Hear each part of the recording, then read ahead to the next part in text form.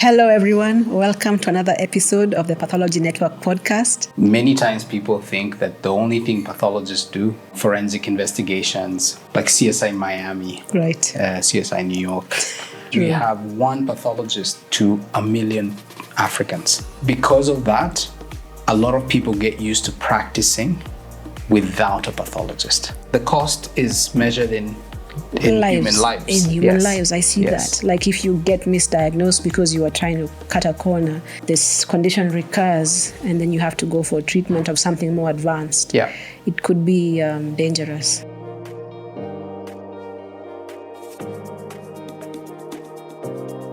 Hello, everyone. Welcome to another episode of the Pathology Network podcast. Karibu sana, habari zenyu, bienvenue. From wherever you're joining us, welcome to this episode. Today we are joined by Dr. Joshua Kibera, who is the founder and CEO of the Pathology Network. He's also a consultant pathologist. Welcome, Doc. Thank you. Thank you for making time for this. You're welcome. I know, it's been hard to get me. Yes. Okay. So the Pathology Network, or TPN, what is TPN? That's a good question. It's many things. I think that it's a diagnostic health systems solution for Africa, for emerging markets. So Pathology Network is a combination of people, processes, technology that make it possible for hospitals anywhere in the country of Kenya and hopefully soon across Africa to access the very best of labs and pathologists for diagnosis. So our dream is that regardless of where you are, as long as you have a mobile phone or your doctor has a mobile phone with internet connection, you can get access to the test that you need to make a diagnosis. Okay. So the health system solution is to solve the challenge of availability of pathology services all over Africa. And why? So TPN, or the Pathology Network, connects patients or their doctors to pathologists. And why is this necessary? What about the medical landscape creates the necessity for the connection between patients and pathologists?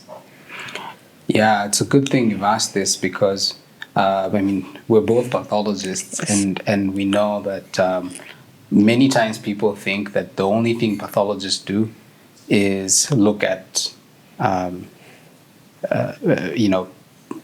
autopsy cases. They think we are all doing forensic investigations for like CSI Miami, CSI New York, but we're not. That's probably, I don't know, maybe 5% of a pathologist's day or time. A lot of it is spent examining tissue from living people, working in labs, looking at blood tests and looking at different types of tissues and biopsies. Gotcha. Yeah. So our work really is the foundation of medicine. Modern medicine is built on evidence. Right. If you say you're treating someone for malaria, how did you come up with that idea that person has malaria? Yeah. So without a lab test, it's really hard to know. Yeah, to know what you're treating. To know what you're treating. What you need to treat. Yes. So pathologists are the basis of lab diagnosis. When a patient has a test done, a pathology on the other side, on the back end, is looking at this sample, this biopsy, this blood sample, this urine or stool sample, to be able to decide what is the problem, and then communicate this to the physician, the requesting physician, who will actually treat the patient. Exactly. And if they don't know, they treat, sometimes they guess Right. based on symptoms. Right. And sometimes the patient gets better and they think their guess was right. Good, yeah. But if you give somebody who has a chest infection because of tuberculosis or has a chest infection because of another type of, and you give them antibiotics, yes, there is improvement right. of symptoms. Mild improvement. Right. Even with TB, with other types of antibiotics there'll be mild improvement, but it'll come back. So they'll wonder, was this TB or was it something else? So if you don't know, you're just shooting, you're shooting in the dark. You're shooting in the dark, literally, yeah. It's true. So patients need to be connected to these diagnostic professionals to be able to give the doctor who's treating them a diagnosis. Yes. To allow for accuracy. And modern medicine is true. It's really evidence-based. You have to have evidence for any step you take in regards to patient management. Yeah. Right. Yeah. Okay. Yeah. Would you like to add anything to that? There were some estimates that 70% of all hospital visits will need a lab test. Right. And if the diagnosis is suspected to be cancer, that's 100% of hospital visits with suspected cancer will end in at least a lab test. Right. And there's this idea that if you put a machine somewhere in a room, you have a lab. If you have a couple of machines, you have a lab. But a lab is not a machine. It's not the machines.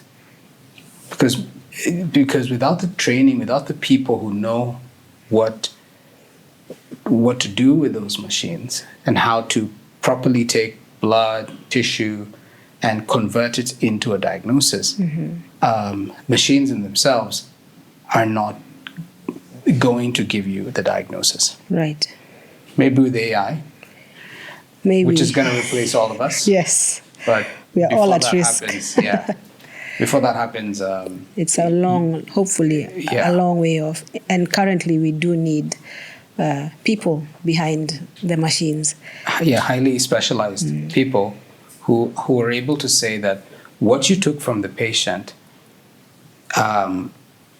is do the interpretation and say that sample that you took from the patient has a specific disease. Right. Yes. And that disease is what is affecting the patient.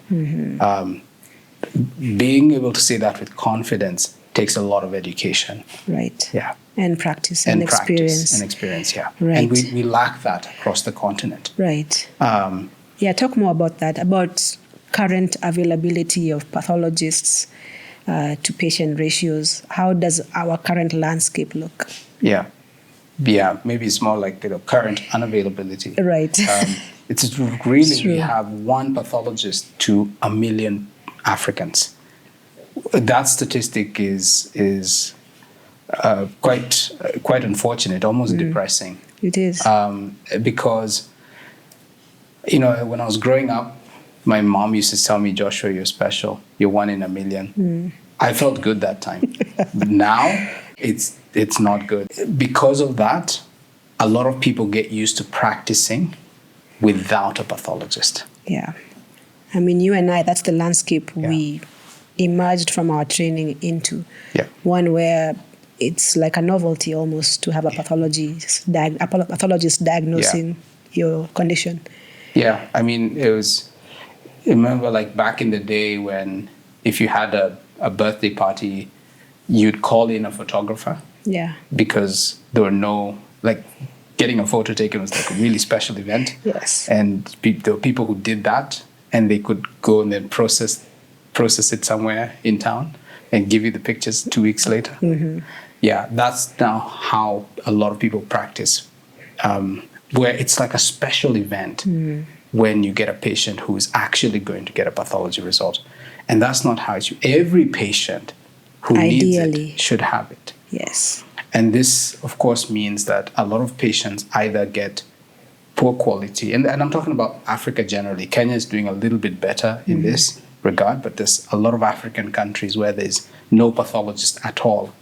And somewhere you have one or two pathologists in the whole country. And so they're overwhelmed and really not effective.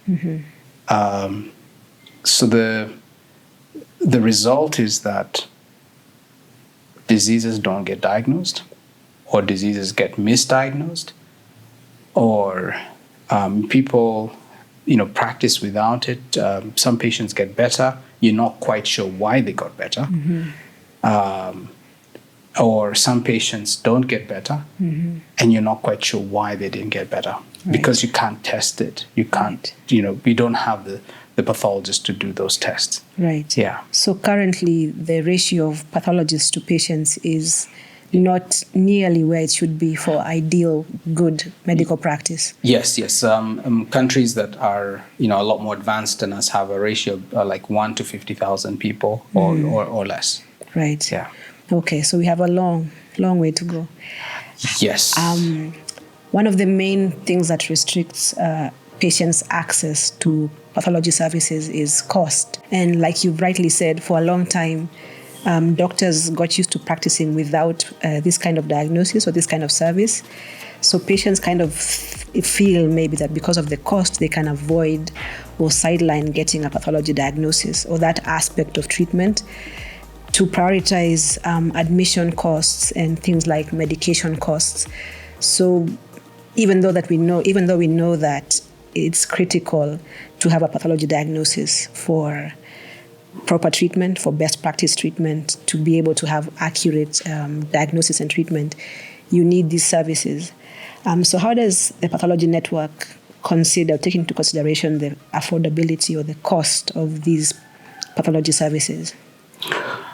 Yeah, cost is a major element. In many things. Many aspects of our lives. It's everything. It's like it ranks up there with oxygen, for money, sure. But in this problem of, paying for pathology services is something which is a discussion that is difficult to have with a patient. Right. Because the patient is not really the consumer of pathology and lab medicine services. The consumer is the doctor, right, who's treating the patient. The consumer is the doctor, but the beneficiary is the patient. Yes. So pathology tends to be more valued as a health system matures. Right. Where you're measuring statistics, you're getting these health indicators, and you're realizing people are actually dying of cancer, and many of them. Before you test that, you don't know that it's needed. You don't know that this is important. But the more you test, the more you realize this is actually a real problem. And so you wonder, is it that right now the attention that we are getting in pathology and is partly because we have more pathologists in Kenya? Right. The service is becoming more available. Exactly. That it's made people realize, wow, we've diagnosed so many cancers. Were they there before? That's the question. Yeah, it is. You're not sure. So that's something to think about, because I feel like cost is a perception. Right. There's a perception that this is too expensive, but it's because the perceived value seems low. Right. Right? Yeah.